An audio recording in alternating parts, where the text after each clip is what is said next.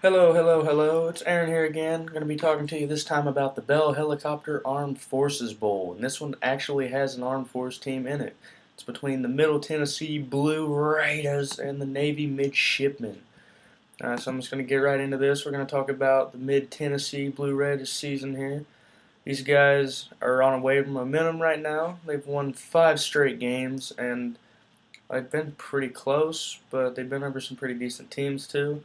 They're hoping to ride that momentum into a bowl win, but we'll see. They started out the year with an easy win over Western Carolina, but then followed it up with a crushing 40-20 loss at North Carolina. From there on out, they were able to hold decently steady. They beat Memphis and Florida Atlantic in close ones, put themselves up 3-1. They then followed that up with 3 straight losses to good teams in BYU, East Carolina, and North Texas. Those were their 3 hardest opponents on the schedule probably on the year.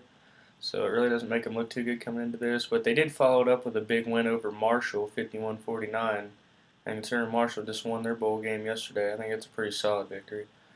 They finished out the year with 4 more wins over UAB, FIU, Southern Miss, and UTEP.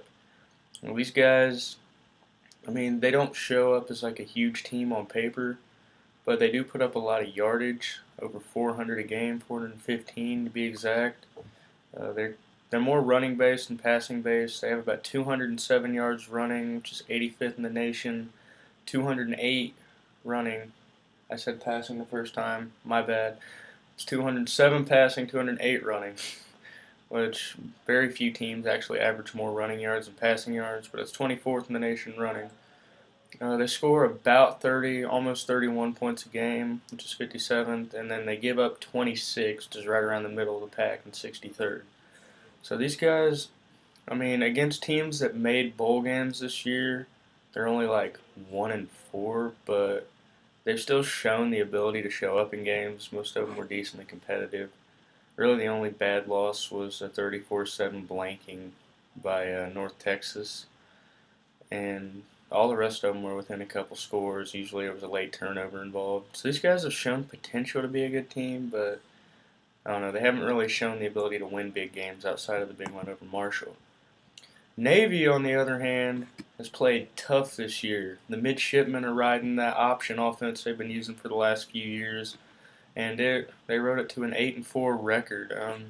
They started out the year at IU, a team that also has an explosive offense, and they won that shootout 41-35.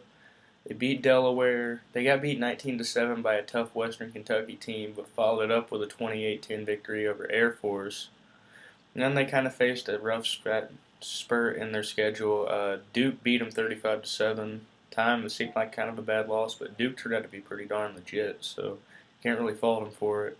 They lost in double overtime at Toledo, but the Glass Bowl's a tough place to play in, so I'm not really going to hate on them for that.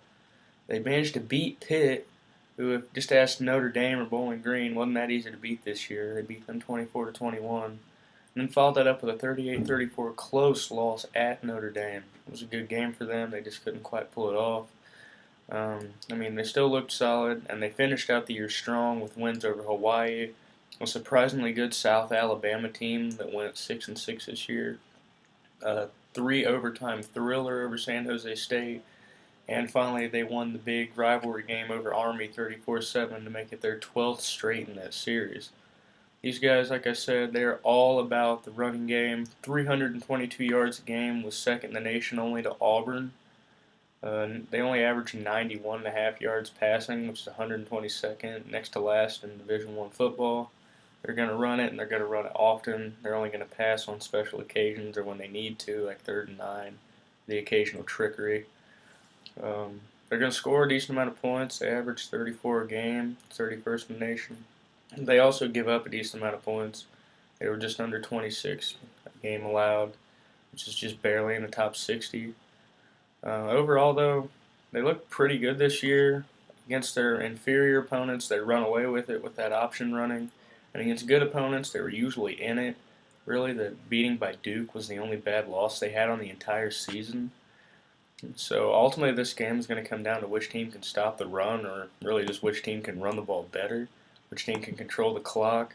I think that Navy's more built for this. Their defense was a little better than Mid Tennessee's. They showed up better against quality opponents, And Middle Tennessee can put up a lot of yardage, but Navy with that running game can really control the clock. I think that's going to become a big part of this. I think Mid Tennessee's defense is going to be tired in the second half, so it might be close early on. I think Navy's going to pull away later on in the game, and I think they're probably going to win this running away with it. They're 6.5 point favorites on the spread, and I actually think they're going to cover that. I really think the Navy's going to win this by about 10, maybe 13. And I'm going to say the final score is going to be something in the range of a 38-28 Navy winning the Bell Armed Forces, whatever it is, bowl. If you guys disagree, let me know in the comments. If you do agree, let me know, because it's nice to have people on my side. My bowl picks are like 10-3 so far, so I'm riding away with momentum myself. Just like these teams, both teams are coming in with 4 or more wins. One of them's going to have to lose. I think it's going to be Mid-Tennessee personally, but tune in at 11:45 and we'll all find out for ourselves. Have a good one, guys.